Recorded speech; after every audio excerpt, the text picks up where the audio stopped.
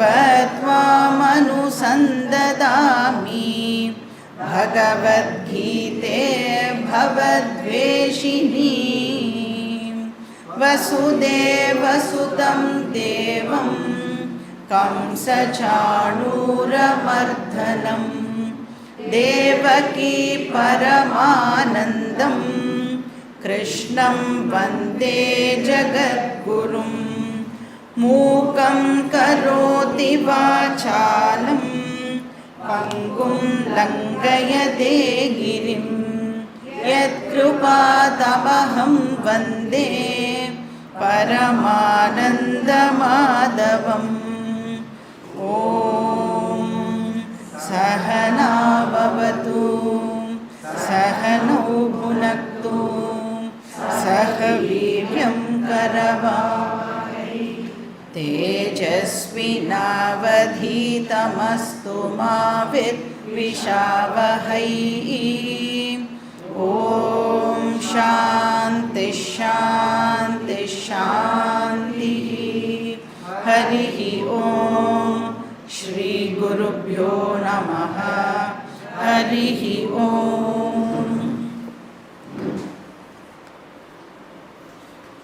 Shloka number 17 page number 90-91 तद्बुद्धयास्तथात्मानः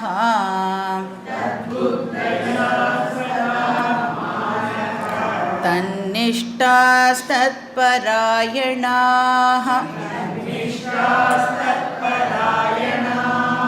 गच्छन्त्य पुनरावृत्तिं ज्ञाननिर्धूतकल्मषाः so நாம் பார்க்குற இந்த 5வது அத்தியாயத்தில் 13வது ஸ்லோகத்திலேருந்து நமக்கு ஞான யோகம் டாப்பிக்கை பார்த்துட்டு வரோம். ஸோ 5th சாப்டருடைய சென்ட்ரல் தீம் வந்து ஞான யோகம். ஸோ இந்த ஞான யோகம் மட்டுமே நமக்கு வந்து அந்த இன்னர் டிட்டாச்மெண்ட்டை கொடுக்கும். ஆந்திர சந்நியாசம் அது வந்து எப்படி கிடைக்கும் அப்படின்னா ஞான யோகத்தினால மட்டுமே கிடைக்கும். இப்போ அந்த இன்னர் ரினன்சியேஷனு தான் உண்மையான சந்நியாசம் அப்படின்னு கிருஷ்ணர் சொல்கிறார். இப்போ வந்து எக்ஸ்டர்னல் சந்நியாசம் இருக்குல்ல, வெளியில் வந்து சில விஷயங்களை எல்லாம் நாம் வந்து ரினவுன்ஸ் பண்ணுறோம். ஃபார் எக்ஸாம்பிள் வந்து நம்மளுடைய ஃபேமிலி ரிலேஷன்ஷிப் இதெல்லாம் வந்து யார் ரினவுன்ஸ் பண்ணுறாலோ அவளை தான் நம்ம வந்து சந்நியாசி அப்படின்னு சொல்கிறோம் இல்லையா. இப்போ என்ன தான் வந்து சில விஷயங்களை எல்லாம் ரினவுன்ஸ் பண்ணினாலும் இப்போ அவள் தங்கிறதுக்கு டெஃபினட்டாக ஒரு வீடு இருக்கணும், சாப்பிட்றதுக்கு டெஃபினட்டாக யாரையாவது வந்து டிபெண்ட் பண்ணி ஆகணும். அப்போ வந்து கம்ப்ளீட்டாக எல்லாத்தையும் ரினவுன்ஸ் பண்ண முடியுமா அப்படின்னா ஃபிசிக்கல் லெவலில் அது நாட் பாசிபிள். ஆனால் கம்ப்ளீட்டாக எல்லாத்தையும் ரினவுன்ஸ் பண்ண முடியுமானா எஸ் முடியும். எப்போ இன்டர்னல் ரினன்சியேஷனில் கம்ப்ளீட்டாக நம்மளால் எல்லாத்தையும் ரினவுன்ஸ் பண்ண முடியும். இப்போ இந்த இன்டர்னல் சந்நியாசம்னா என்ன அப்படின்னா கிருஷ்ணர் இங்கே என்ன சொல்கிறார், நம்மளுடைய உண்மையான ஸ்வரூபத்தை பற்றி தெரிஞ்சுக்கிறது தான் இன்டர்னல் ரெனன்சியேஷன். அது எப்படி இன்டர்னல் ரெனன்சியேஷன் ஆகும்? என்னுடைய உண்மையான ஸ்வரூபம் என்னது? ஆத்மா. ஆத்மா தான் என்னுடைய ஸ்வரூபம் அப்படின்னு தெரிஞ்சுக்கிறது எப்படி வந்து இன்டர்னல் ரெனன்சியேஷன் ஆகும்? இப்போ வந்து ஆகாசம் இருக்குது இல்லையா? ஆகாசம்னா என்னது? ஸ்பேஸ்.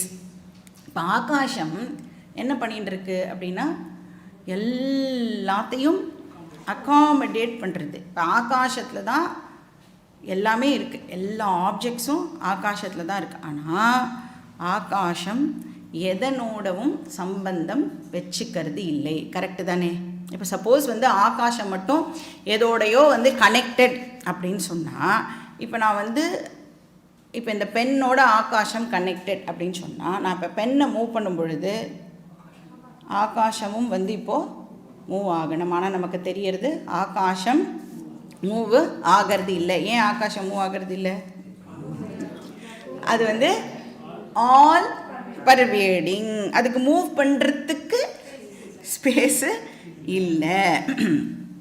அப்போ ஆகாசம் என்ன பண்ணுறது? எல்லாத்தையும் அகாமடேட் பண்ணுறது, ஆனால் எதனோடவும் சம்பந்தம் வச்சுக்கிறது இல்லை, இல்லையா? அதுக்கு பேர் சான்ஸ்கிரிட்டில் என்ன அப்படின்னா அசங்கஹா அப்படின்னு பேர்.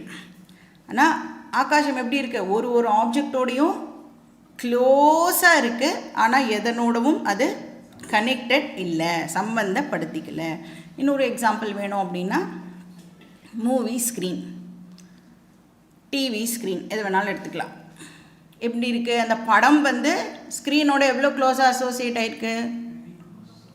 படம் வந்து very close to the screen. In fact screen இல்லைன்னா படம் இல்லவே இல்லை.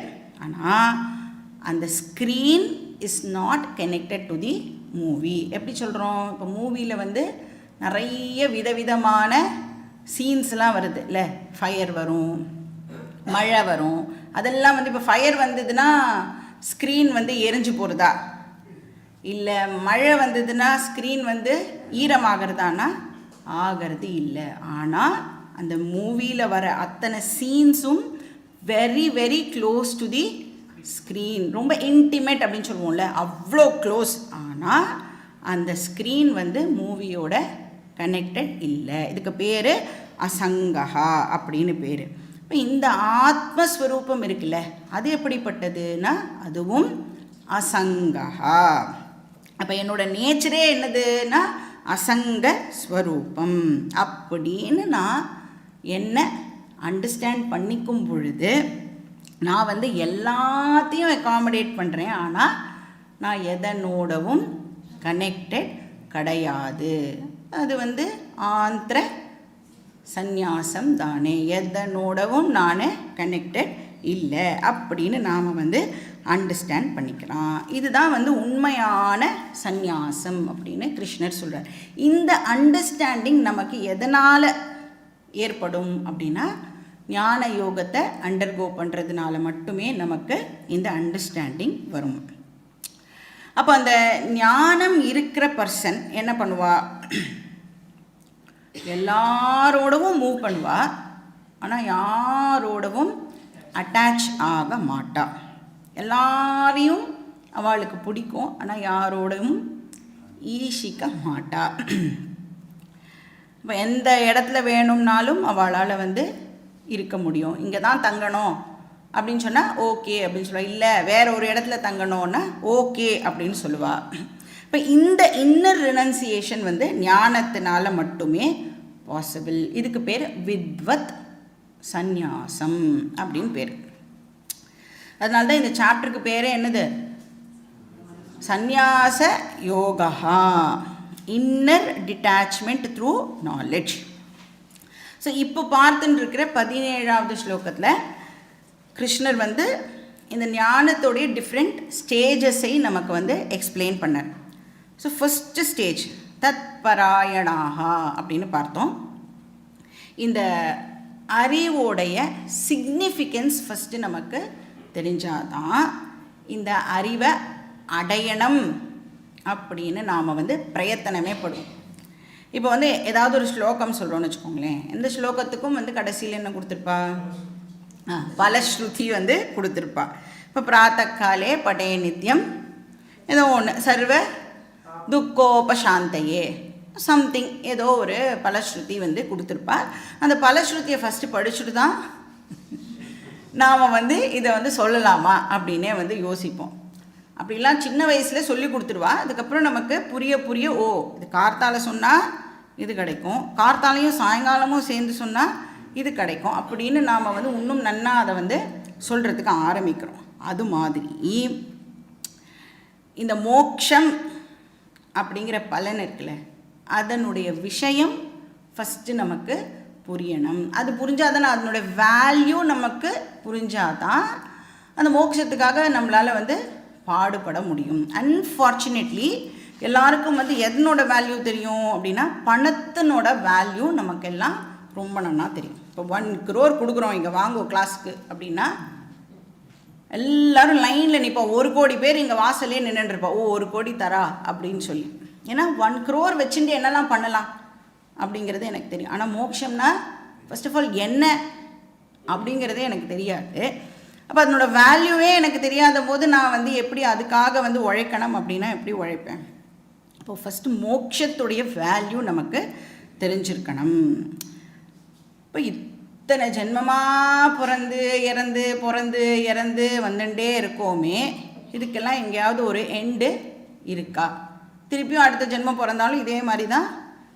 ஏதோ ஒரு மனுஷ ஜென்மம் ஃபஸ்ட்டு கிடைக்குமான்னு தெரியாது. அப்படியே மனுஷ ஜென்மம் கிடச்சா இப்போ என்ன பண்ணிட்டு இருக்கோமா அதே தான் அடுத்த ஜென்மாலையும் பண்ணிட்டு இருக்க போகிறோம். இதே மாதிரி வீட்டில் வேலை பார்க்கணும், எல்லா ஆஃபீஸில் வேலை பார்க்கணும், எல்லாருக்கிட்டையும் திட்டு வாங்கணும், இதே தான் கண்டினியூ ஆகும். இப்போ இதெல்லாம் நீ பண்ணிட்டு இருக்கே, இதெல்லாம் ஏன் நீ பண்ணிட்டு இருக்க அப்படின்னு என்றைக்காவது உனக்கு ஒரு நாளைக்கு குவெஸ்டியன் வருதா அப்படின்னு செக் பண்ணணும். இப்போ அந்த மாதிரிலாம் கேள்வி வந்தால் தான் அந்த டைரக்ஷனை நோக்கி நம்மளால் போக முடியும். அதுக்கு பேர் பராயணத்துவம் அப்படின்னு பார்த்தோம். இப்போ ஒரு பர்சனை நீங்கள் தண்ணியில் முக்கரைன்னு வச்சுக்கோங்க. ஸ்விம்மிங் தெரியாது அந்த பர்சனுக்கு அப்படின்னா இப்போ அந்த பர்சன் எப்படி ஃபீல் பண்ணுவார்? இன்னும் கொஞ்சம் நிறைய நேரம் முக்குங்கன்னு சொல்லுவார். என்ன சொல்லுவார்? எவ்வளோ குவிக்காக அந்த பர்சனால் வெளியில் மூச்சு விட முடியாது. அந்த தவிப்பு இருக்குல்ல, அந்த மாதிரி எனக்கு மோட்சம் வேணுங்கிற தவிப்பு நமக்கு இருக்கணும். இப்போ மோட்சம் வேணுங்கிற தவிப்பு இருக்கணும்னா மூச்சு எவ்வளோ இம்பார்ட்டன்ட்னு அந்த பர்சனுக்கு தெரிஞ்சிருக்கிறதுனால அந்த தவிக்கிறார். அப்போ மோட்சம் எவ்வளோ இம்பார்ட்டண்ட் அப்படின்னு நமக்கு தெரிஞ்சிருக்கணும். ஸோ இது ஃபஸ்ட் ஸ்டேஜ். கோலை செட் பண்ணால் தானே நான் அதனுடைய டைரெக்ஷனில் பயணிக்க முடியும். ஸோ 2வது ஸ்டேஜ் தத் புத்தையா. கோலை செட் பண்ணியாச்சு அப்படின்னா நெக்ஸ்ட் என்னது? மோட்சம் எப்படி எனக்கு கிடைக்கும்? ஞானம் அடையிறது மூலமாக தான் மோட்சம் அப்படின்னு நமக்கு தெரியுது. So second stage actual Discovery, அந்த ஞானத்தை அடையிறது. இப்போ நான் யார் அப்படின்னு தெரிஞ்சுக்கிறது 2வது ஸ்டேஜ். 3வது ஸ்டேஜ் என்னது? ததாத்மானஹா, தத் ஆத்மனஹா. அப்போ என்னோட உண்மையான ஸ்வரூபத்தோட ஐடென்டிஃபை பண்ணிக்கிறதுக்கு ட்ரெயின் பண்ணிக்கிறது. ஏன்னா இனிஷியலாக என்ன ஐடியா நமக்கு? நான் இந்த பாடி, அப்புறம் எனக்குள்ள ஆத்மான்னு ஒன்று இருக்குது, அந்த ஆத்மா அழியாதது. இப்படி தான் நாம் அதை ஃபஸ்ட்டு இனிஷியலாக அண்டர்ஸ்டாண்ட் பண்ணிப்போம். ஆனால் இந்த ஞானம் வந்ததுக்கப்புறம் என்ன ப்ராக்டிஸ் பண்ணணும் அப்படின்னா, நான் ஆத்ம சைத்தன்யம், எனக்கு டெம்பரரியாக இந்த பாடி கொடுக்கப்பட்டிருக்கு. டெம்பரரியாக நான் இந்த பாடியை யூஸ் பண்ணி டிரான்சாக்ஷன்ஸ் எல்லாம் பண்ணிட்டுருக்கேன். அப்போ இந்த உடம்பு என்னை விட்டு எப்போ வேணும்னாலும் போகும். ஆஃபீஸில் கூட நமக்கு 2 months 3 months நோட்டீஸ்லாம் கொடுப்பா. ஆனால் பகவான் அந்த மாதிரி ஏதாவது நோட்டீஸ்லாம் கொடுத்துட்டு எடுத்துப்பாரா இந்த உடம்பை அப்படின்னா கிடையாது. இப்போ ஆத்ம சைத்தன்யமாகி என்கிட்ட இந்த உடம்பு டெம்பரரியாக இன்சிடென்டலாக தற்காலிகமாக கொஞ்ச நாளைக்கு டிரான்சாக்ஷன் பர்பஸுக்காக கொடுக்கப்பட்டிருக்கு.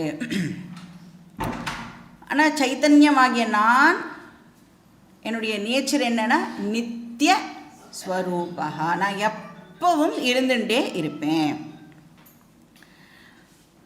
இது 3rd ஸ்டேஜ். 4th ஸ்டேஜ் என்னது? தன்னிஷ்டா. இந்த ஓனிங் அப் இருக்குல்ல, அகம் ஆத்மஸ்வரூபா அப்படின்னு ஓனப் பண்ணுறது நேச்சுரலாக ஸ்பான்டேனியஸாக நமக்கு இருக்கணும். இப்போ என்ன டிரான்சாக்ஷன் பண்ணினாலும் இந்த ஐடென்டிஃபிகேஷன் மாறாமல் இருக்கும். அதுக்கு பேர் தன்னிஷ்டா அப்படின்னு பார்த்தோம். எப்படி இப்போ ஒரு மூவியில் ஒரு ஆக்டர் நடிக்கிறாருன்னு வச்சுக்கோங்க, எவ்வளோ டிஃப்ரெண்ட் ரோல்ஸ் அந்த ஆக்டர் ப்ளே பண்ணினாலும் அவருக்கு என்ன ஞாபகம் இருக்கும்?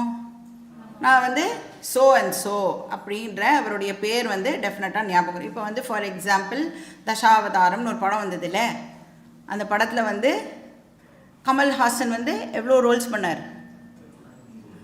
10 டிஃப்ரெண்ட் ரோல்ஸ் பண்ணார். இவ்வளோ 10 டிஃப்ரெண்ட் ரோல்ஸ் பண்ணாலும் கமல்ஹாசனுக்கு ஒரு செகண்டாவது நான் கமல்ஹாசன் இல்லைங்கிறது மறந்து போயிருக்குமானா டெஃபினட்டாக மறந்து போயிருக்காது. நான் கமல்ஹாசன், நான் வந்து 10 டிஃப்ரெண்ட் ரோல்ஸ் ப்ளே பண்ணிட்டு இருக்கேன். அது மாதிரி நான் ஆத்மஸ்வரூபம், நான் வந்து வீட்டில் அம்மாவாக ரோல் ப்ளே பண்ணுறேன், ஆஃபீஸில் மேனேஜராக ரோல் ப்ளே பண்ணுறேன், இல்லை அப்பாவாக இருக்கேன், தாத்தாவாக இருக்கேன், எல்லாமே வந்து ரோலை நான் வந்து ப்ளே பண்ணிட்டு இருக்கேன். இன்ஃபேக்ட் அப்படி பார்க்க போனால் நான் வந்து ஹியூமன் பீயிங் கூட கிடையாது. கரெக்டு தானே? அந்த ஹியூமன்னெஸ் இருக்குல்ல, அது வந்து எதனுடைய ஸ்டாண்டு பாயிண்ட்லேருந்து நான் வந்து ஹியூமன் பீயிங்னு சொல்கிறோம்? ஃபிசிக்கல் பாடியுடைய ஸ்டாண்டு பாயிண்ட்லேருந்து நான் வந்து ஹியூமன் பீயிங். அப்போ வந்து எல்லா பர்சனாலிட்டிஸும் எல்லா ரோல்ஸ் எல்லாமே என்னதுன்னா வெறும் ரோல் ப்ளே. அப்போ இந்த வந்து எஃபர்ட்லெஸ்ஸாக நமக்கு ஞாபகத்தில் இருந்ததுன்னா அதுக்கு பேர் ஞான நிஷ்டா. சரி, இது எனக்கு வந்துடுதா, இந்த மாதிரி நான் இருக்கேனா அப்படிங்கிறதுக்கு என்ன இண்டிகேஷன்? நம்மளே தான் செக் பண்ணிக்கணும். இந்த அறிவு வந்து ஸ்பான்டேனியஸாக எனக்கு இருக்கா அப்படிங்கிறத ஒருத்தரும் அவளால் மட்டும்தான் செக் பண்ணிக்க முடியும். ஏன்னா எனி நாலேஜ் இஸ் ஸ்பான்டேனியஸ். ஸ்பான்டேனியஸாக வரமாட்டேங்கிறதுனா இன்னும் அறிவு ஆகலை.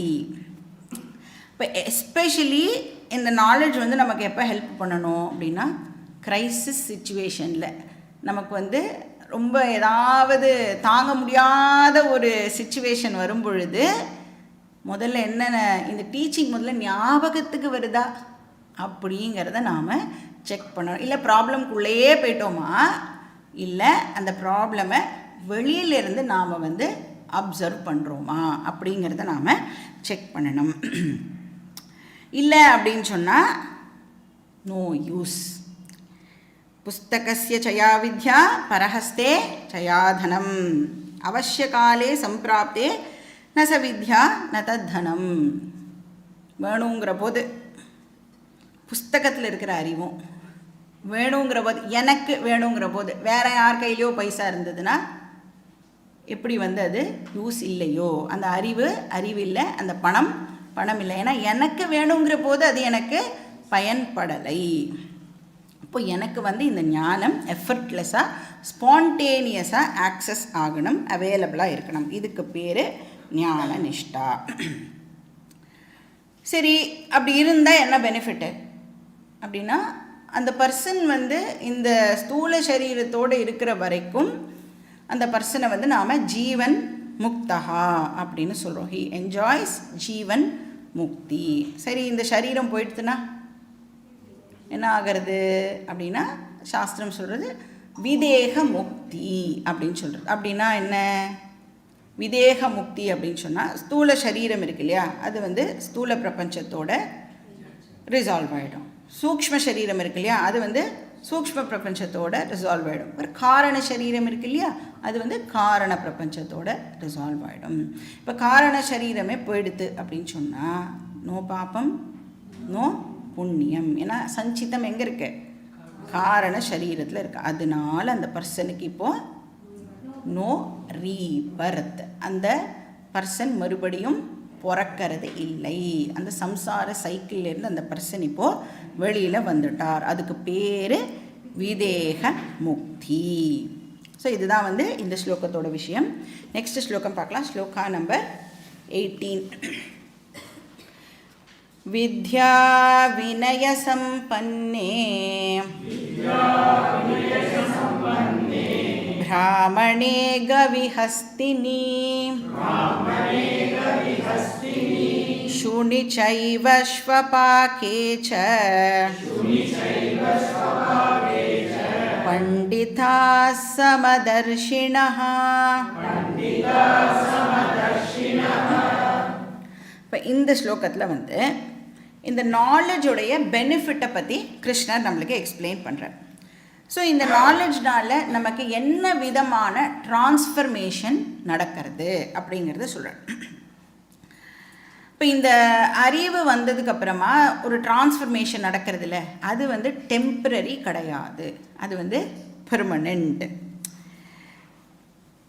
ஸோ எப்படி இந்த வேர்ல்டையும் இதில் வாழற மக்களையும் இந்த அறிவு வந்தவா எப்படி பார்ப்பா, அதை தான் இந்த ஸ்லோகத்தில் கிருஷ்ணர் சொல்கிறார். ஏன்னா வேதாந்தத்தை பொறுத்த வரைக்கும் நம்மளுடைய ப்ராப்ளம்னு சொல்கிறோம்ல, நமக்கு ப்ராப்ளம் இருக்குது அப்படின்னா it is not because of the world. வேதாந்தம் ஒரு நாளைக்கும் அதை ஒத்துக்காது. எனக்கு வேர்ல்டு தான் பிரச்சனையாக இருக்குது அப்படின்னு சொன்னால் வேதாந்தம் நமக்கு என்ன ஆன்சர் கொடுக்கும்? Problem is you, solution is you. ஏன்னா இந்த சம்சாரா ப்ராப்ளம் அப்படின்னு சொல்கிறோமே அது வெளி விஷயங்கள்னால ஏற்படுறது இல்லை. ஏன்னா இப்போ ஞானியும் எந்த வேர்ல்டில் இருக்கா? ஞானிலாம் வேறு ஏதாவது வேர்ல்டுக்கு போய்ட்றால ஞானம் வந்ததுக்கப்புறமா? நாம் எங்கே வாழறோமோ அதே வேர்ல்டில் தான் நாம் யாரோடெல்லாம் பேசுகிறோமோ அவளோட ஞானியும் பேசிகிட்டு இருக்கா. அப்போது டெஃபினட்டாக வேர்ல்டுனால ப்ராப்ளம் கிடையாது. ஒரு ஞானிக்கு இந்த வேர்ல்டு எப்படி இருக்கும் அப்படின்னா நந்தவனம் மாதிரி ஒரு ஞானிக்கு இந்த வேர்ல்டு இருக்கும். விசார பரியந்தம் ஜகத் ரமணீயம். அதில் இருக்கிற இந்த மரங்கள்லாம் எப்படி பார்ப்பான்னா காமதேனு மாதிரி இருக்குமா ஞானிக்கு. எல்லா இடமும் எப்படி இருக்கும்? வாரணாசி மாதிரி இருக்குமா. எல்லா நதிகளும் கங்கா.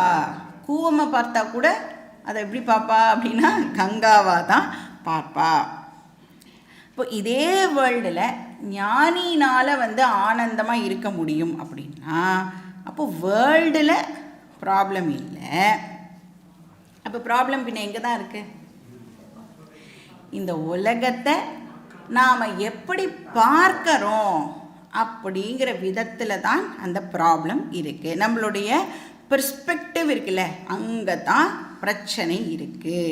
அப்போ வேதாந்தாலாம் படிக்கிறதுனால என்னை சுற்றி இருக்கிறவாள்லாம் மாறிடுவாளான்னா இன்னும் நன்னா படுத்துவாள் நம்மளை. யாருமே மாற மாட்டா. அப்போ யார் மாறப்போகிறா? வேதாந்தம் படிக்கிறதுனால நான் இந்த வேர்ல்டை பார்க்குற விதத்தை டெஃபினட்டாக மாற்றின்றுவேன். அந்த டிரான்ஸ்ஃபர்மேஷன் எனக்கு நடக்கும். இப்போ இந்த உலகம் ஒரு கண்ணாடின்னு சொல்கிறாள்ல, நான் என்ன அப்படியே இந்த உலகத்தில் பார்க்குறேன். இப்போ நான் என்ன எப்படி பார்க்குறேனோ அதே பர்ஸ்பெக்டிவில் தான் இந்த வேர்ல்டையும் பார்ப்பேன். இப்போ ஃபார் எக்ஸாம்பிள் நான் என்னுடைய ஃபிசிக்கல் பர்சனாலிட்டிக்கு ரொம்ப இம்பார்ட்டன்ஸ் கொடுக்குறேன்னு வச்சுக்கோங்க. இப்போ எனக்கு ரொம்ப நல்லா ட்ரெஸ் பண்ணிக்கிறதெல்லாம் பிடிக்கும் அப்படின்னு சொன்னால் நான் எங்கேயாவது வெளியில் வந்தால் என் கண் என்ன தேடும்? யாரெல்லாம் அழகாக ட்ரெஸ் பண்ணிட்டு வந்திருக்கா, எந்த மாதிரி காம்பினேஷனில் இந்த மாதிரி ட்ரெஸ் எல்லாம் போட்டுன்னு வந்திருக்கா அப்படின்னு பார்ப்பேன். என்ன ஹேர் ஸ்டைல் பண்ணின்னு வந்திருக்கா, இப்படி எல்லாம் என் கண்ணு நேச்சுரலாகவே அந்த மாதிரி விஷயங்களை தான் பார்க்கும். இப்போ சப்போஸ் நான் ஒரு இமோஷனல் பர்சனாலிட்டி அப்படின்னு சொன்னால் நான் என்ன பார்ப்பேன்? மற்றவாக்கிட்டையும் என்கிட்ட இருக்கிற அதே மாதிரி இமோஷன்ஸை நான் என்ன பண்ணுவேன்? அடுத்தவாக்கிட்டையும் தேடுவேன். என்ன மாதிரியே தான் இவாளும் இந்த விஷயத்துக்கு கவலைப்படுறாளா, யோசிக்கிறாளா, அழறாளா அப்படின்னு அந்த இமோஷன்ஸை நான் இன்னொரு பர்சன்கிட்டேருந்து தேடுவேன். இப்போ சப்போஸ் நான் இன்டெலெக்சுவல் பர்சனாலிட்டியாக இருந்தேன் அப்படின்னா என்ன தேடுவேன்? என்ன விதமான அறிவு இந்த பர்சன்கிட்ட இருக்குது அப்படின்னு பார்ப்பேன். சத்தர்ஷனம் அப்படின்னு ஒரு ரமண மகரிஷியோட டெக்ஸ்ட் இருக்குது. அதில் சொல்கிறார், சரூப புத்திர் ஜகதீஸ்வரேச்ச சரூபதீராத்மனி யாவதஸ்தி அரூப ஆத்மா யதிகஃப் பிரபஷ்யேத் சா திருஷ்டிரேகா நவதிரிஹி பூர்ணா. அப்போ நாம் எப்படி இந்த வேர்ல்டை பார்க்குறோம் அது வெரி வெரி இம்பார்ட்டண்ட் அப்படின்னு அந்த டெக்ஸ்ட்டில் சொல்கிறேன். இப்போ ஏன்னா என்னுடைய பர்சனாலிட்டியை பொறுத்து தான் இன்ஃபேக்ட் நான் என்னுடைய இஷ்ட தேவதாவை கூட விஷுவலைஸ் பண்ணுவேன் அப்படின்னு ரமண மகரிஷி சொல்கிறார். இப்போ நான் வந்து சொன்ன மாதிரி அந்த ஃபிசிக்கல் பர்சனாலிட்டிக்கு இம்பார்ட்டன்ஸ் கொடுத்தேன் அப்படின்னா நான் எப்படி என்னோடய இஷ்ட தேவதாவை விஷுவலைஸ் பண்ணுவேன்? பயங்கர அலங்கார பூஷித்தையாக நான் வந்து நிறைய ஆபரணங்கள், நிறையா வந்து டெக்கரேஷன் எல்லாம் போட்டு தான் என் மைண்டு வந்து என்னுடைய இஷ்ட தேவதாவையே வந்து இப்போது விஷுவலைஸ் பண்ணும். இப்போ இமோஷ்னல் பர்சனாலிட்டியாக இருந்தேன்னா பகவானை எப்படி பார்ப்பேன்? நான் காருண்யமூர்த்தி, கருணாமூர்த்தியாக நான் வந்து பகவானை இப்போ பார்க்க ஆரம்பிப்பேன். இன்டெலெக்சுவல் பர்சனாலிட்டியாக இருந்தேன்னா இப்படி படைச்சிருக்கார்ல பகவான், எவ்வளோ அறிவு இருக்கணும் பகவானுக்கு, எவ்வளோ பியூட்டிஃபுல்லாக இந்த வேர்ல்டை வந்து படைச்சிருக்கார் இப்படின்னு என்னுடைய லெவலில் நான் வந்து யோசிக்க ஆரம்பிப்பேன். இப்போ நான் வந்து சகுண ஜீவாவாக என்னை ஐடென்டிஃபை பண்ணிக்கும் பொழுது பகவானையும் நான் என்ன பண்ணுவேன்? சகுண ஈஸ்வராவாக தான் பார்ப்பேன். நான் நிர்குண சைத்தன்யம் அப்படின்னா என்ன நான் அண்டர்ஸ்டாண்ட் பண்ணிட்டேன்னா பகவானையும் நிர்குண சைத்தன்யம் அப்படின்னு என்னால் அண்டர்ஸ்டாண்ட் பண்ணிக்க முடியும். ஸோ என்னுடைய அண்டர்ஸ்டாண்டிங்கை பேஸ் பண்ணித்தான் இந்த உலகத்தை நான் பார்ப்பேன். இந்த perspective is very very important. இப்போ ஒரு ஞானி தன்னை என்னவா பார்க்கிறார்? ஆத்மாவா பார்க்கிறார். இப்போ இந்த பாடியை எப்படி பார்ப்பார் ஞானி? வாசாம்சி ஜீர்ணாணி யதா விஹாய நவானி கிருண்ணாணி நரோபராணி அப்படின்னா என்ன அர்த்தம்? வாசாம்சி ஜீர்ணானினா ட்ரெஸ்ஸு மாதிரி இந்த பாடியை பார்ப்பார். நஞ்சு போச்சுன்னா எப்படி வேறு ட்ரெஸ்ஸு மாற்றிக்கிறோமோ அந்த மாதிரி இந்த உடம்பு போச்சுன்னா வேறு ஒரு சரீரம் கிடைக்க போகிறது. அப்போ இந்த உடம்பை வந்து ஒரு டெம்பரரி ட்ரெஸ் மாதிரி தான் ஞானி வந்து பார்ப்பார். சரி, ஞானி வந்து தன்னை ஆத்மாவாக பார்க்கிறார், ஓகே. மற்றவாளை எப்படி பார்ப்பார்? அதே ஆத்மாவாக தான் மற்றவாளையும் பார்ப்பார். எல்லாரும் வந்து என்னதுன்னா சைத்தன்ய ஸ்வரூபம்தான். எப்படி வந்து ஞானிக்கு இப்போ டெம்ப்ரரியாக ஒரு பாடி இருக்கோ அந்த மாதிரி மற்றவாளுக்கும் டெம்ப்ரரியாக ஒரு பாடி இருக்குது. ஆனால் எல்லாருமே என்னது? ஆத்ம சைத்தன்யம் மட்டுமே அப்படிங்கிற அண்டர்ஸ்டாண்டிங் ஞானிக்கு இருக்கும். இதுதான் வந்து கிருஷ்ணர் இந்த ஸ்லோகத்தில் என்ன சொல்கிறார்? சர்வத்திர சம தர்ஷனம் அப்படின்னு சொல்கிறார். அப்போ நாலேஜோடைய பெனிஃபிட் என்ன? சர்வத்திர சம தர்ஷனம். இப்போ இந்த சம தர்ஷனம் இருக்குல்ல, எல்லாரையும் வந்து சமமாக பார்க்கறது அப்படின்னா எல்லாரையும் ஆத்ம சைத்தன்யமாக பார்க்கறது அப்படின்னு அர்த்தம். அப்போ இந்த தரிசனம் அப்படின்னா சாதாரண கண்ணுனால் பார்க்கறது இல்லை, அறிவு கண்ணுனால் பார்க்கறது தான் இந்த இடத்துல தரிசனம் அப்படின்னு சொல்கிறார். ஞான சக்ஷுஷா அப்படின்னு சொல்கிறார். திவ்ய சக்ஷுஷா சர்வத்திர சமம் அசங்கம் சச்சிதானந்த சைத்தன்யம் பஷ்யதி அப்படி அண்டர்ஸ்டாண்ட் பண்ணிக்கணும். எல்லாரும் ஒரே மாதிரியே தெரியவாளானா அப்படி கண்ணால் இந்த கண்ணால் பார்க்கறது இல்லை, ஆனால் அறிவு கண்ணுனால் பார்க்கறது. அப்போ இந்த ஃபிசிக்கல் ஐ மூலமாக பார்க்கும் பொழுது எல்லாரும் எப்படி தெரியவா? எல்லாருக்கும் என்னென்னலாம் டிஃப்ரென்ஸ் இருக்கோ அத்தனை டிஃப்ரென்ஸும் இந்த ஃபிசிக்கல் கண்ணுனால் பார்க்கும் பொழுது தெரியும்.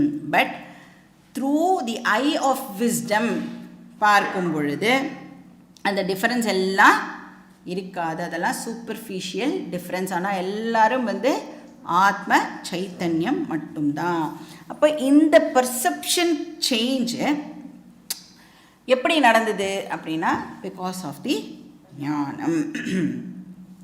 இப்போ நம்ம கையில் வந்து ஒரு 100 ரூபாய் நோட்டு இருக்குன்னு வச்சுக்கோங்க. அப்புறம் ஒரு 2 வயசு குழந்தை கையில் ஒரு 100 ரூபாய் நோட்டு இருக்குன்னு வச்சுக்கோங்க. அந்த 2 வயசு குழந்தைக்கு அந்த 100 ரூபாய் நோட்டு என்னவா தெரியும்? பேப்பராக தெரியும், சமமாக தெரியும். அந்த குழந்தைக்கு நோட் புக்கில் இருக்கிற பேப்பரும் அந்த ரூபா நோட்டில் இருக்கிற பேப்பரும் ஒன்று தான் அந்த குழந்தைய பொறுத்த வரைக்கும். ஆனால் நமக்கு 100 ரூபாய் அப்படின்றது தெரியும் இல்லையா? அப்போ ஞானிக்கு சமதிருஷ்டி, அஜ்ஞானிக்கு விஷம திருஷ்டி. ஞானிக்கு வந்து அபேத திருஷ்டி, அஜ்ஞானிக்கு பேத திருஷ்டி. இதுதான் வந்து இந்த ஸ்லோகத்துடைய எசன்ஸ், சம தர்ஷனம். இங்கே என்ன சொல்கிறார்? பண்டிதா சமதர்ஷினஹா. பண்டிதஹானா யார்? ஞானிகள் அப்படின்னு நாம் ஆல்ரெடி பார்த்துருக்கோம்.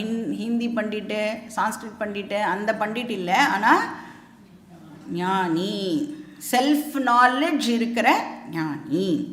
ஏன்னா நம்ம எப்படி சொல்கிறோம் பண்டிதானா ஞானின்னு? எங்கே பார்த்துருக்கோம் இதை? செகண்ட் சாப்டரில் அசோஷ்யானன் வசோஷ்சஸ்வம் பிரக்ஞாவாதாம்ச்ச பாஷசே கதாசூன கதாசூம்ச்ச ந அனுஷோச்சந்தி பண்டிதாக அப்படின்னு பார்த்தோம். அப்போது ஞானிகள் துக்கப்படுவது இல்லை. பண்டிதாகனா அந்த இடத்துல ஞானி அப்படின்னு பார்த்தோம். செகண்ட் சாப்டரில் 11th ஸ்லோகா அது. ஸோ அதனால் இங்கே சொல்கிறார் பண்டிதாக சமதர்ஷினஹா அப்படின்னு சொல்கிறார். அப்போ அவள் அறிவு கண்ணு மூலமாக பார்க்கும் பொழுது அவளுக்கு எல்லாம் ஆத்ம சைத்தன்யம் மட்டுமே இருக்குது அப்படிங்கிற அண்டர்ஸ்டாண்டிங் அவளுக்கு இருக்கும். இப்போது சப்போஸ் நம்மளுடைய ஃபிசிக்கல் கண்ணுக்கு எல்லாமே ஒன்றா தெரிஞ்சதுன்னா என்ன பண்ணணும்? டாக்டர்கிட்ட தான் போகணும். ஃபிசிக்கல் ஐ சமத்துவம் பார்த்ததுன்னா ஹாஸ்பிட்டல். அறிவு கண்ணு சமத்துவம் பார்த்ததுன்னா மோட்சம். சரி, எங்கே எல்லாம் இந்த ஞானிகள் இந்த சமதர்ஷனத்தை பார்க்கிறா? அதுக்கு பகவான் நமக்கு ஒரு லிஸ்ட்டை கொடுக்குறார். வித்யா வினய சம்பன்னே பிராமணே. பிராமணா யார்? பிராமணா ஒரு cultured, informed, educated, refined person is called பிராமணா. இப்போது பண்பாடுடைய, கலாச்சாரமிக்க, அறிவுற்ற, படித்த, பண்பட்ட மனிதனை பிராமணன் அப்படின்னு சொல்லலாம். ஒரு சத்வகுண பிரதான பிராமணா. யார் பிரம்ம ஞானியோ அவளை தான் உபனிஷத் ஆக்சுவலாக பிராமணா அப்படின்னே சொல்கிறது.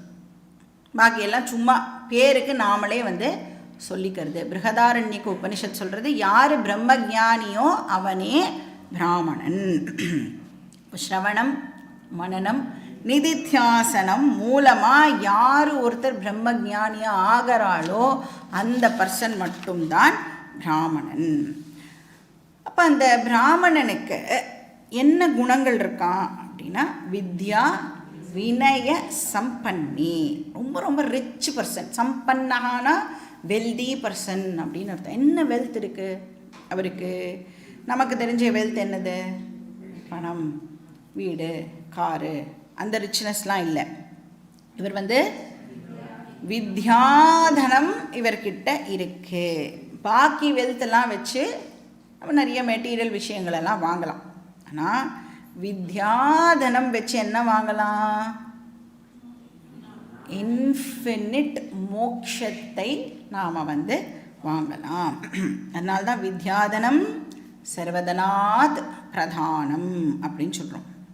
தைத்திரிய உபனிஷத் சொல்கிறது திரவிணகும் சுவர்ச்சசம் சுமேதா அமிர்தோக்ஷிதா இது திரிசங்கோர் வேதானுவச்சனம். திரவிணம் அப்படின்னா வெல்த். என்ன வெல்த் இங்கே? ஞானம் அப்படிங்கிற வெல்த் இந்த பர்சன் கிட்ட இருக்குது. அப்போ பிராமணா அப்படின்னு சொன்னால் யார் ஒருத்தர் இந்த பிரம்ம ஞானத்தில் சிறந்து விளங்குகிறார்களோ அவளை நாம் பிராமணா அப்படின்னு சொல்கிறோம். அப்போ நேச்சுரலி அந்த பர்சன் கிட்ட என்ன இருக்கும் அப்படின்னா வினயம் இருக்கும். வித்யா இருந்தது அப்படின்னு சொன்னால் நேச்சுரலாக அந்த பர்சன் கிட்ட வினயம் இருக்கும். வினயம் அப்படின்னு சொன்னால் பணிவு, அமானித்துவம் அப்படின்னு அர்த்தம். இன்ஃபேக்ட் வினயம் இருந்தால் தான் வித்யாவே வரும். ஏன்னா நம்ம பின்னாடி பார்க்க போகிறோம். கிருஷ்ணர் சொல்லுவார் 20 வேல்யூஸ் சொல்லுவார். அமானித்வம், மதம்பித்வம், அஹிம்சா, சாந்தி, ஆர்ச்சமம் இப்படின்னு ஒரு பெரிய லிஸ்ட்டு போடுறாரு. அதில் ஃபஸ்ட்டு அமானித்வம் அப்படின்னா ஹம்பிளாக இருக்கிறது, ஹியூமிலிட்டியோடு இருக்கிறது அப்படின்னு அர்த்தம். அப்போ அந்த மாதிரி எந்த ஒரு மைண்ட் இருக்கோ அந்த ஹம்பிள் மைண்டுக்கு தான் ஃபர்ஸ்ட் ஆஃப் ஆல் ஞானமே வந்து பாசிபிள் ஆகும். ஸோ அந்த பணிவை எப்படி இண்டிகேட் பண்ணுறோம் நான் ரொம்ப ஹம்பிள் அப்படின்றத எப்படி இண்டிகேட் பண்ணுறோம் அப்படின்னா, நமஸ்காரம் எல்லாம் பண்ணி நாம் வந்து அந்த ஹியூமிலிட்டியை வந்து இண்டிகேட் பண்ணுறோம். ஏன்னா நாம் வந்து நமஸ்காரம் பண்ணுறதுக்கு ஆப்வியஸாக வந்து குனியணும்ல. அப்படி குனியும் பொழுது என்ன சொல்கிறோம், நான் கீழே இருக்கேன், நீங்கள் வந்து யாரை நமஸ்காரம் பண்ணுறோமோ அவளை வந்து நீங்கள் வந்து மேலே இருக்கேள், என்னை விட நீங்கள் வந்து மேலே இருக்கேள், அதனால் வந்து என்னுடைய இந்த இதை நீங்கள் அக்செப்ட் பண்ணிக்கோங்கோ அப்படின்னு அவகிட்ட வந்து நாம் நமஸ்காரம் பண்ணும்பொழுது தெரிவிக்கிறோம். அப்படி யார் ஹியூமிலிட்டியோடு இருக்காளோ அவளை வந்து பிராமணா அப்படின்னு சொல்கிறோம். ஸோ அந்த மாதிரி அந்த பணிவு அவருக்கு நேச்சுரலாக இருக்குது. அதுக்கப்புறம் லிஸ்ட்டில் வேறு என்ன சொல்கிறார், கவி அப்படின்னு சொல்கிறார். பசுன்னு அர்த்தம் கவினா. ஸோ நம்மளுடைய ட்ரெடிஷனில் கவு வந்து வெரி வெரி இம்பார்ட்டண்ட். நாம் வந்து எனி ஆஸ்பீஷியஸ் விஷயம் பண்ணணுன்னாலும் முதல்ல இந்த கோபூஜை அதெல்லாம் தான் ஆரம்பிப்போம் இல்லையா. ஏன் வந்து அப்படி வந்து கொண்டாடுறோம் பசுவை அப்படின்னா, அதில் தான் எல்லா தேவதாசும் வந்து வசிக்கிறா. அதனுடைய அங்கத்தில் திஷ்டந்தி சர்வே தேவாகா, எல்லா தேவதாசும் இருக்கிறதுனால நம்ம வந்து அதை ரொம்ப ரொம்ப சேக்ரெட் அனிமலாக வந்து கொண்டாடுறோம். இன்ஃபேக்ட் அது வந்து ஒரு சாத்விக் அனிமல் அப்படின்னு சொல்லலாம், சத்துவ குணம் மிக்க ஒரு பிராணி அப்படின்னு சொல்லலாம். ஸோ இப்போது இந்த லிஸ்ட்டில் வந்து பசு இருக்கா, அப்புறம் வந்து ஒரு பிராமணா பற்றி சொன்னாரா. இதெல்லாம் இந்த லிஸ்ட்டெல்லாம் இப்போ எது கொடுக்குறார் அப்படின்னா, ஞானி இவாளையெல்லாம் எப்படி பார்ப்பார். ஃபஸ்ட்டு வந்து ஒரு பிராமணா, அப்புறம் கவி, மூணாவது என்னது ஹஸ்தினி. ஹஸ்தினா எலிஃபெண்ட், தும்பிக்கை இருக்குல்ல, ஹஸ்தம்னா கையில். அப்போ அந்த யானையையும் சமமாக தான் அவர் பார்ப்பார். ஸோ யானையை பார்த்தா விநாயகரை பார்க்குற மாதிரி. அடுத்து என்னது சுனி. சுனி அப்படின்னு சொன்னால் நாய், அதாவது இந்த மிருகங்கள்லேயே கொஞ்சம் லோவர் கேடர் வந்து நாம் நாய் அப்படின்னு சொல்கிறோம். இப்போ அந்த மாதிரி சொல்ல முடியுமான்னு சொல்ல முடியாது. ஏன்னா நிறைய பேர் வந்து மனுஷால கூட வச்சுக்க மாட்டேங்கிறான். ஆனால் வந்து நாய்க்கு வந்து அவ்வளோ இம்பார்ட்டன்ட். இன்ஃபேக்ட் நாயின்னு கூட நம்ம சொல்லக்கூடாது. ஏன்னா அதுக்கு வந்து அவள் ஒரு பேர்லாம் வச்சுருப்பா, அந்த பேரை வச்சு தான் நாம் வந்து கூப்பிடணும். அடுத்தது என்ன சொல்கிறார், ஸ்வபாக. ஸ்வபாக அப்படின்னு சொன்னால் ஒரு அன்கல்ச்சர்டு பர்சன். எக்ஸாக்டாக சொல்லணுன்னா டாக் ஈட்டர் அப்படின்னு அர்த்தம். நாயை யார் வந்து சாப்பிடுவாளோ, குக் பண்ணி சாப்பிடுவாளோ. ஆனால் சாஸ்திரம் சொல்கிறது மாம்சம்லாம் வந்து சாப்பிடக்கூடாது அப்படின்னு சொல்கிறது. அட்லீஸ்ட் யார் வந்து இந்த ஆத்ம ஞானம் வேணும்னு படிக்க வராளோ அவெல்லாம் வந்து இந்த நான் வெஜிடேரியன் எல்லாம் வந்து தொடக்கூடாது. ஏன்னா அதெல்லாம் வந்து தாமசிக் குணங்களை வந்து இன்னுமே வந்து ஜாஸ்திப்படுத்தும். அதனால் அதெல்லாம் இல்லாமல் இருக்கணும். இப்போ மீட் ஈட்டர், ஒரு டாக் ஈட்டர், அவளையும் வந்து இங்கே கிருஷ்ணர் வந்து லிஸ்ட்டில் சேர்த்துட்டுருக்கார். இப்போ ஒரு சைடில் பிராமணா கல்ச்சர்டு பர்சன், இப்போ த அதர் எக்ஸ்ட்ரீம் வந்து ஸ்வபாக அப்படின்னு சொல்கிறார், ஒரு டாக் ஈட்டர். அப்படின்னா அன்கல்ச்சர்டு, அன்ரிஃபைன்டு, அன்எஜுகேட்டட் பர்சன் அப்படின்னு அர்த்தம். அப்புறம் இதுக்கு நடுவில் நம்ம பாக்கி எல்லாம் போட்டுக்கணும். எல்லா ஹியூமன் பீயிங்ஸு, மரம், செடி, கொடி, என்னெல்லாம் பிராணிகள் உண்டோ எல்லாமே போட்டுக்கணும். இப்போ கேள்வி என்னென்னா, இது எல்லாம் ஒன்றா வேறு வேறையா? படிக்கும் போதே நமக்கு தெரியறது இதெல்லாம் வந்து வேற வேற அப்படின்னு தெரியும். எப்படி வந்து ஒரு யானையும் ஒரு பசுவும் எப்படி ஒன்றாக முடியும்? உருவத்தில் கூட ரெண்டும் வந்து ஒன்று கிடையாது அப்படின்னு தெரியும். சைஸே வந்து டோட்டலி டிஃப்ரெண்ட்டு. இப்போ இங்கே கிருஷ்ணர் என்ன தான் சொல்ல வர்றார்? டிஃப்ரென்ஸ் எங்கே இருக்குன்னா, ஸ்தூல லெவலில் டிஃப்ரென்ஸ் இருக்குது, சூக்ஷ்ம லெவலில் டிஃப்ரென்ஸ் இருக்குது. ஆனால் நேச்சர் இருக்கே, ரியல் நேச்சர் இருக்கே, அதில் எந்த விதமான டிஃபரன்ஸும் இல்லை. கேரக்டரில் டிஃப்ரென்ஸ் இருக்கலாம், எல்லாத்துலேயும் டிஃப்ரென்ஸ் இருக்கலாம். ஆனால் நேச்சர் வந்து ரியல் நேச்சர் வந்து ஆத்மஸ்வரூபம். இப்போ வந்து பிராமணான்னு எடுத்துட்டோன்னா சாத்விக குணம், அந்த ஸ்வபாக்கன்னு எடுத்துட்டோன்னா தாமச குணம், டயக்னலி ஆப்போசிட். இதெல்லாம் வந்து இப்போ இந்த குணம் அப்புறம் இந்த ப்ராப்பர்ட்டிஸ் இந்த விஷயங்கள் எல்லாம் எதை சேர்ந்தது? ஆத்மாவை சேர்ந்ததா அனாத்மாவை சேர்ந்ததா? இப்போ சைஸு அதை பற்றிலாம் பேசினா ஆப்வியஸாக அது ஃபிசிக்கல் பாடியை ஆகிடுறது. அப்புறம் பர்சனாலிட்டி பற்றி பேசினோன்னா அது வந்து சட்டில் பாடியை ஆகிடுறது, சூக்ஷ்ம சரீரத்தை சேர்ந்ததாக ஆகிடுறது. இப்போ இது எல்லாம் இந்த டிஃப்ரென்சஸ் எல்லாம் அனாத்மாவை சேர்ந்தது. ஆத்மாவில் எந்த விதமான பேதமும் கிடையாது, எந்த டிஃபரன்ஸும் இல்லை. ஏன்னா ஆத்மா எப்படிப்பட்டது? நிர்குணம். ஆத்மாவுக்கு எந்த குணமும் கிடையாது. ஆனால் அனாத்மா வந்து சகுணம்னு படிச்சிருக்கோம், ஆத்மா வந்து நிர்குணம். அப்போ ஒரு ஞானியோடைய ஃபோக்கஸ் எதில் இருக்கும்?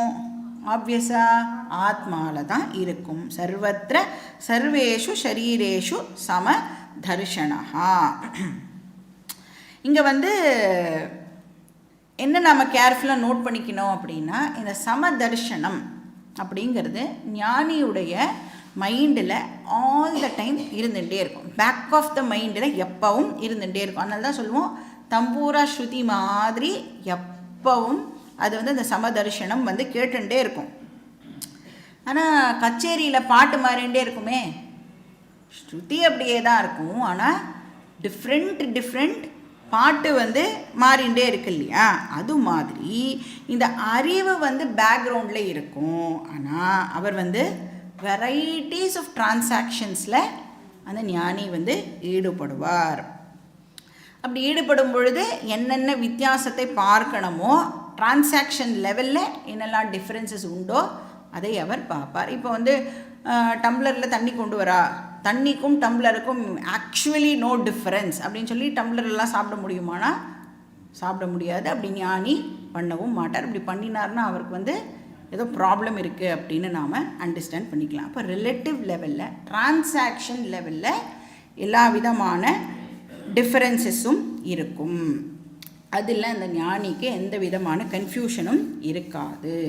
அதனால் விவகாரத்தில் பேதம் இருக்கிறதுனால ஞானி டெஃபினட்டாக வந்து தர்மத்தை ஃபாலோ பண்ணியே ஆகணும். யத்யதாச்சரதி ஸ்ரேஷ்டா படித்தோம் இல்லையா? ஏன்னா சயத் பிரமாணம் குருதே லோகஸ் ததனு வர்த்ததே அப்படின்னு எங்கே படித்தோம்? நம்ம 3rd சாப்டரில் நாம் வந்து பார்த்தோம்.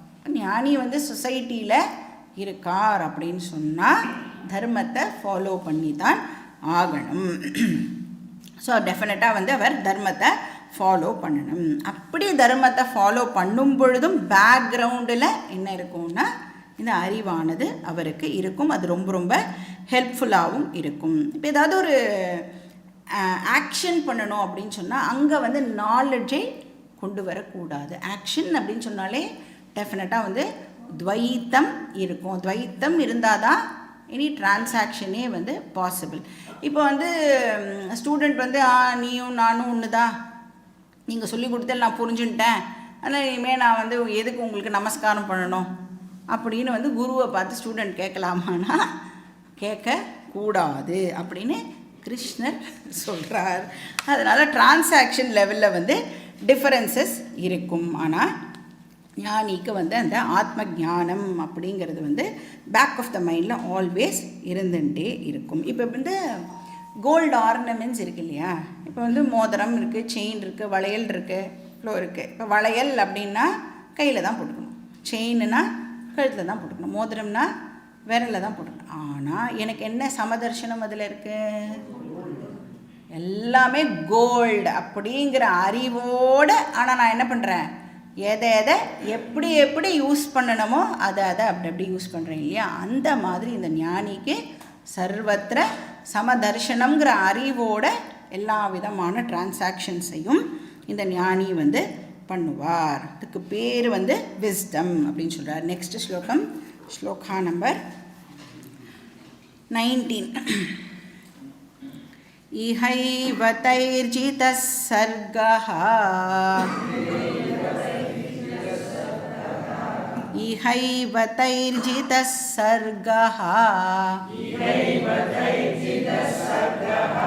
येषां साम्ये स्थितं मनः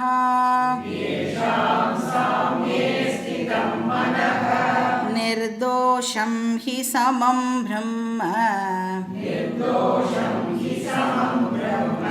तस्माद् ब्रह्मणि ते स्थिताः. ஸோ இந்த ஸ்லோகமும் வந்து ஒரு இம்பார்ட்டண்ட் ஸ்லோகம். இப்போ நம்ம பார்த்துட்டு இருக்கிற எல்லாமே வந்து ஒரு ஆங்கிள்லேருந்து வந்து வெரி வெரி இம்பார்ட்டண்ட் அப்படின்னு சொல்லலாம். பட் இந்த ஸ்லோகம் வந்து ஏன் இம்பார்ட்டண்ட் அப்படின்னு பார்த்தா, ஜென்ரலாக வந்து ஒரு டிஸ்கஷன் இருக்குது. இப்போ மோக்ஷம் அப்படின்னு சொன்னால் எல்லாரும் வந்து மோக்ஷம்னா ஏதோ செத்து போனதுக்கப்புறம் மோக்ஷம் அப்படின்னு எல்லாருமே நினச்சிட்டு இருக்கோம். அதுவும் என்னது, செத்து போனதுக்கப்புறம் நான் ஏதோ ஒரு பிளேஸுக்கு ட்ராவல் பண்ணி அந்த மோட்சத்தை அடையணும். இந்த மாதிரியெல்லாம் நிறையா இதெல்லாம் இருக்குது, டிஸ்கஷன்ஸ் எல்லாம் இருக்குது. ஆனால் இங்கே வந்து கிருஷ்ணர் ரொம்ப கிளியராக சொல்கிறார், அந்த மாதிரி எங்கேயும் ட்ராவல் பண்ணி அடையிற விஷயமெல்லாம் இல்லை அப்படிங்கிறத இந்த ஸ்லோகம் மூலமாக நமக்கு வந்து ப்ரெசென்ட் பண்ணுறார். ஸோ சாமான்யமாக எல்லாரும் வந்து மோக்ஷம் அப்படின்னு சொன்னால் இப்போ சிவலோக பிராப்தி, வைகுண்ட பிராப்தி அப்படிலாம் நினச்சிட்டு இருக்காளே, அதெல்லாம் இங்கே இல்லை. மோக்ஷம் அப்படின்னு சொன்னால் இங்கே இப்போ அப்படிங்கிறத இந்த ஸ்லோகத்தில் சொல்கிறார். என்ன சொல்கிறார், இஹ ஏவ அப்படிங்கிற வார்த்தையை கிருஷ்ணர் வந்து யூஸ் பண்ண. இஹ இவன் இருக்குல்ல, அதை பிரிச்சுக்கணும். இஹ ஏவ, இங்கே இப்போ மோக்ஷம் பாசிபிள் அப்படின்னு சொல்கிறார். யாருக்கு, தைஹி.